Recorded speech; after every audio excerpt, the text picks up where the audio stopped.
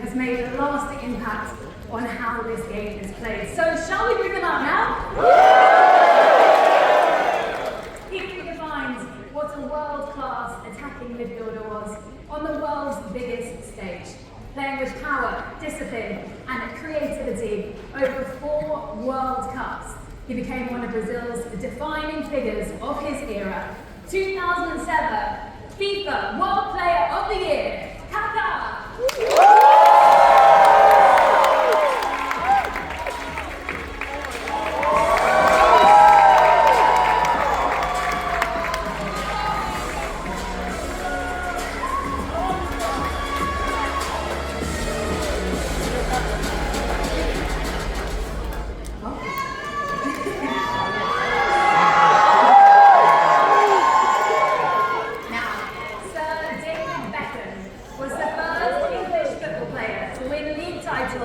In 4 countries, England, Spain, the United States and France.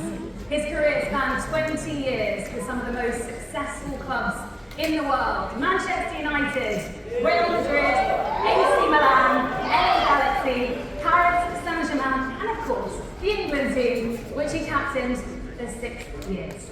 In 2018, he founded and became co-owner of Inter Miami. In 2023, he went on to sign the greatest player to ever play the game, and this year he opened his brand new stadium at Miami Freedom Park. The man who truly makes the impossible happen. Ladies and gentlemen, it is Sir David Beckham!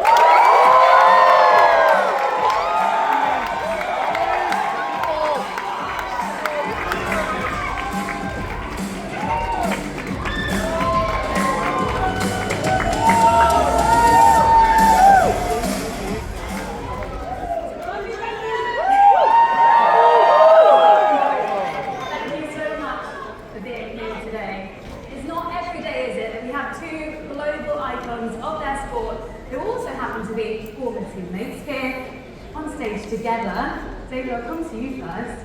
What's it like being back alongside Kaká? Well, hello everyone.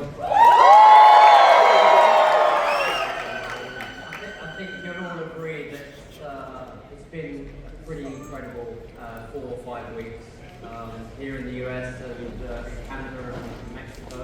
And obviously we come into the final game on Sunday, so it's been pretty incredible. It's been a privilege to be part of it. As being next to Ricardo again, if you think I'm professional, you should see this man. You know, I was such a big fan of his as a player, but I'm an even bigger fan of his as a person. He's the greatest person and the greatest human you'll meet. But as a player, there was not many players that you look at that could do what he did through his whole career, not just for the clubs that he played for, but also for his country. I know how loved he is in his country. When I first played with him in Milan, like it was a lesson for me, because like I said, I felt that I was a professional player, but I was even learning things from Ricardo because he was special. He was the first one in the gym, the last one in the training facility, and he seemed to spend the whole day and most of the evening in the training facility. So it's a pleasure to be here with him today, but also it's a pleasure to play with him and play against him as well.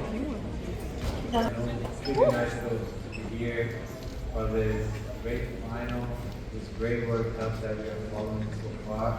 And to be here with David, it's amazing, because I'm a huge fan, and now I can also say that we are friends. This is one of the best things for sure. And when I was in Milan, and they said that David might come and join the AC Milan, was the big excitement in our dressing room, because of course his professionalism for the person that who he is, and for me especially also because we are midfielder playing same position, was very nice to have that news. So when David come and join us, was unbelievable. So have this time with him on the pitch, off the pitch. So taught me a lot of lessons. So seeing training every day, seeing how his behavior and everything was amazing. To be here again with him, talk to you guys, it's very special, very special.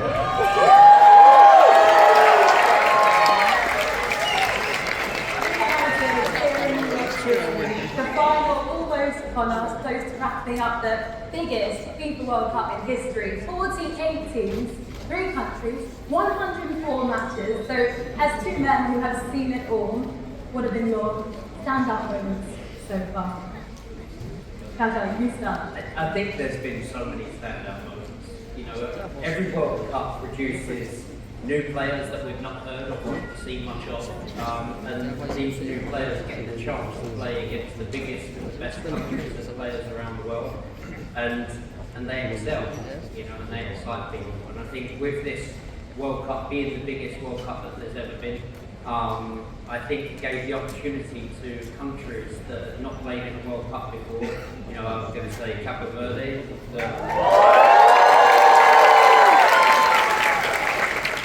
That excited so many people around the world, and you know, to see them come up against the countries that they came up against, and to all perform the way they performed was exceptional, and that excites people, and it also gives inspiration to young kids. You know, young kids in that country, young kids in countries that are performing like they performed in this World Cup was exceptional, and it inspires these young kids to then want to go on and to play for their countries and play this sport, especially here in the US. I've always said it, that there's no reason why this sport can't get as big as, you know, the NBA and obviously, you know, American football and baseball. But it takes things like this to inspire a new generation of players that want to play this game and the interest. And when they see that, you know, there's been some special moments in this World Cup. Yeah. We involve more people, more countries, more unit. Football unites the world, really. And we saw that in this World Cup. So this was a big challenge, and I think it's much more than I expected. So we watched a lot of the games. As they said, Cape Verde was a big surprise. Congo was a very good surprise. We saw a lot of good matches. We saw a lot of good players, different players coming out. Bosnia, one of the big surprise. So I think everything that's a little bit bigger for the World Cup was a challenge, and for me this is what's standing most. Okay, let's rewind to your own World Cup days. David, what are some of the World Cup moments you still carry with you? Well, I think to watch a World Cup is very special. To play in a World Cup is even more special. You know, for a player and an athlete, you know, to play on the highest level is everything that you want in your career. And like Ricardo will tell you, there's not many players that get to play in the World Cup, let alone play in the World Cup final.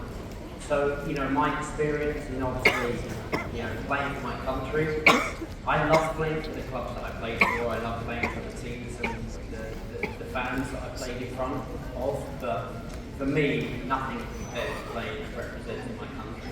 You know, it could have been in a friendly game, in the European Championships, or in a World Cup. Nothing compares to playing and representing your country. So my first World Cup didn't start well, it didn't end well, but it was still a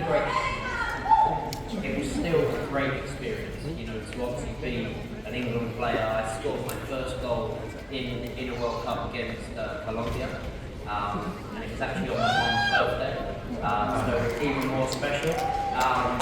And then I went on to obviously become England's captain and then lead my country to a World Cup. So, you know, I have so much great memories from that, so much pride from playing in World Cup. So you should. What about you, Kaká?